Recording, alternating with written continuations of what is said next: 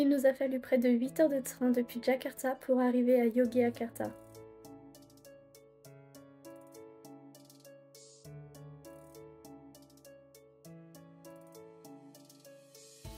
Le trajet était très long, mais heureusement nous avions pris un train de nuit.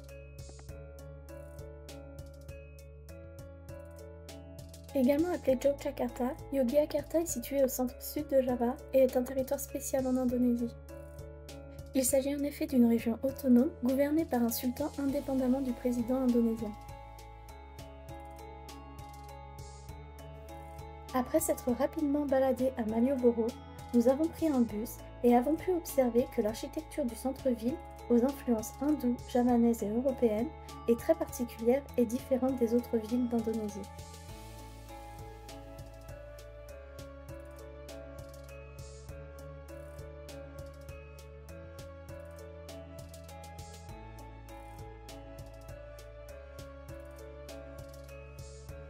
On y retrouve un style beaucoup plus spacieux en raison de l'interdiction d'édifier des buildings de plus de 2 étages, ce qui change des buildings de Jakarta.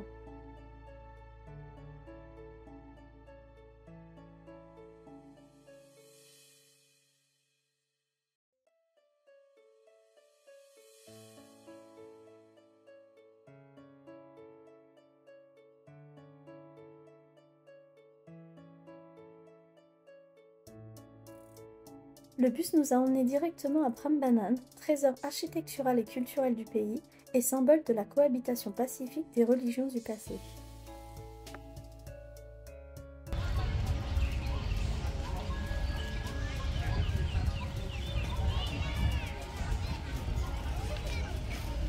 Nous arrivons sur un parc archéologique immense, avec certains temples en ruine effondrés en raison de catastrophes naturelles ou politiques et qui font aujourd'hui l'objet de restauration. Chaque temple est dédié à une divinité hindoue, Shiva, Vishnu et Brahma, pour les 3 principaux, et sont décorés d'ornements racontant des scènes religieuses.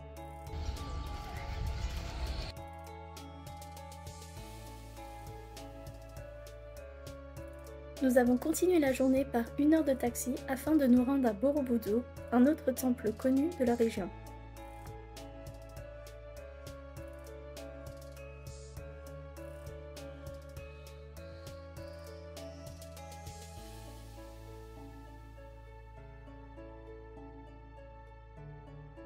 Également classé par l'UNESCO au patrimoine mondial, Borobudur est un temple bouddhiste qui est construit d'une façon géométrique parfaite.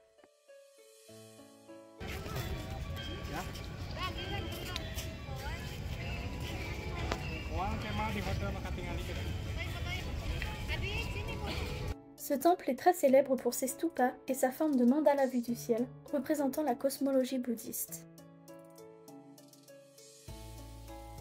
Mais ce qui m'a particulièrement interpellée, ce sont toutes les statues de Bouddha dont les têtes sont manquantes.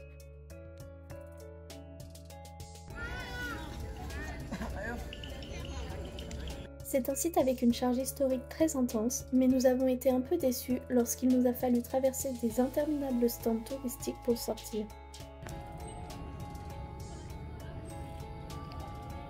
Nous nous sommes ensuite rendus dans un petit village de montagne, très difficile d'accès, appelé Nepal Vanjava.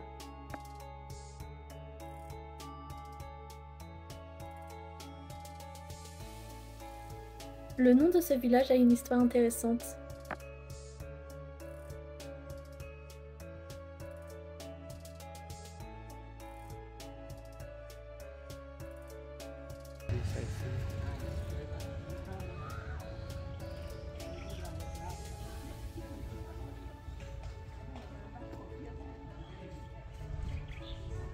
Un jour, certains étudiants ont décidé de peindre les maisons de couleurs vives pour égayer le village.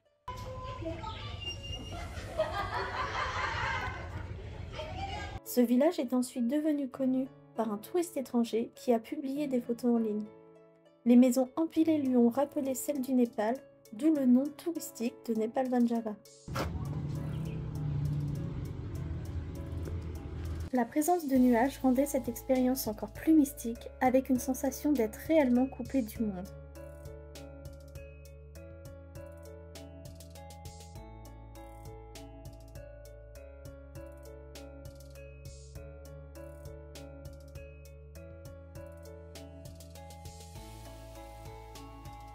Ce fut l'une de mes plus belles découvertes de ce voyage, avec des paysages agricoles éblouissants et une immersion dans la culture et les traditions javanaises.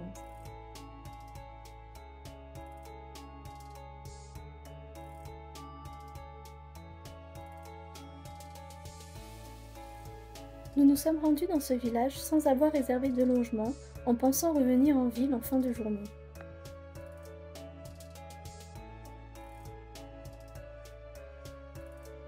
Mais en observant la beauté de ce lieu, nous avons changé d'avis et sommes restés une nuit sur place pour observer le lever du soleil.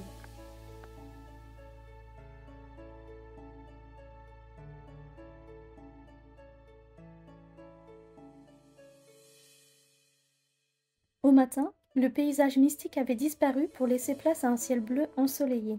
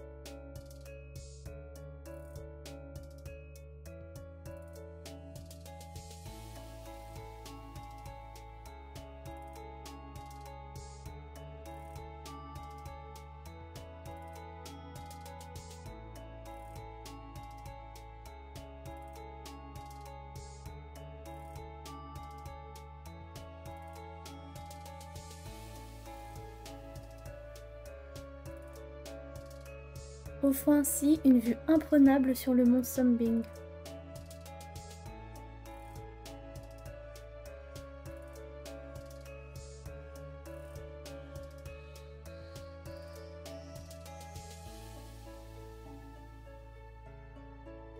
Après un petit déjeuner, nous avons fait une petite escapade dans les alentours du village.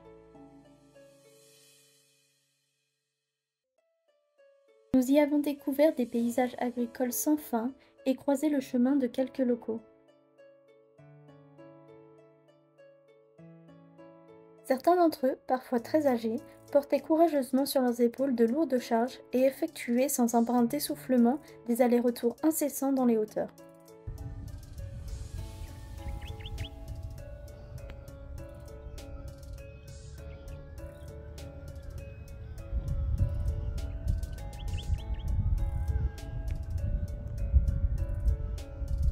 Je réalise ici que le contraste de cet endroit avec le confort du monde moderne et technologique est immense.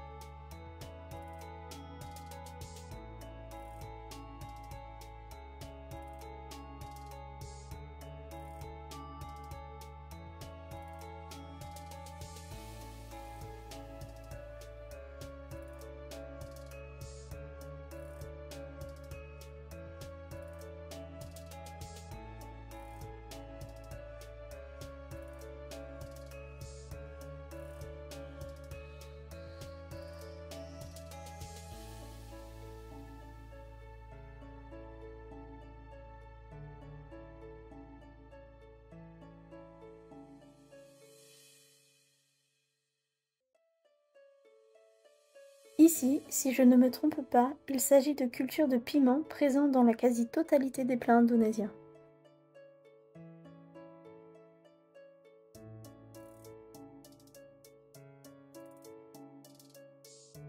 Et ici, on observe l'une des plus belles et authentiques rizières en terrasse que j'ai pu voir jusqu'à aujourd'hui.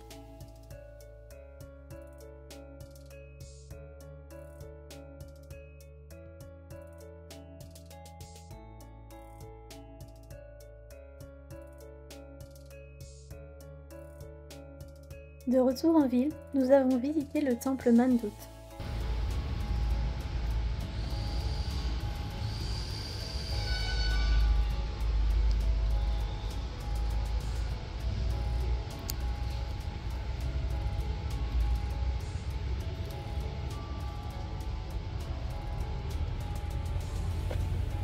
Et nous avons eu la chance d'avoir pu assister à une célébration religieuse.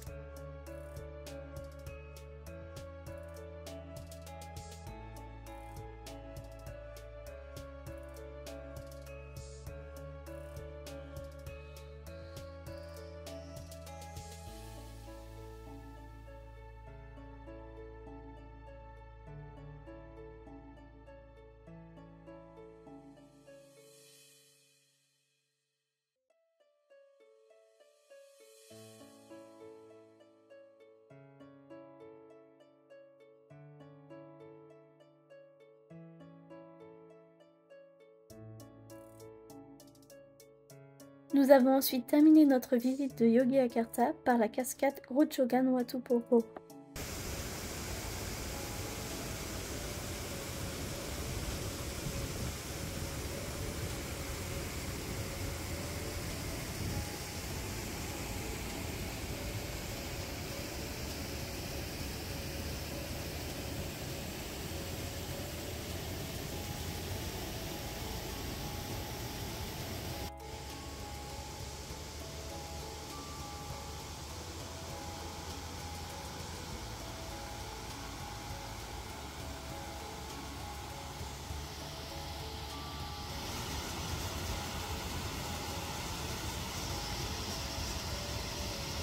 Et puis par une petite randonnée sur le site de Puntuk Setumbu.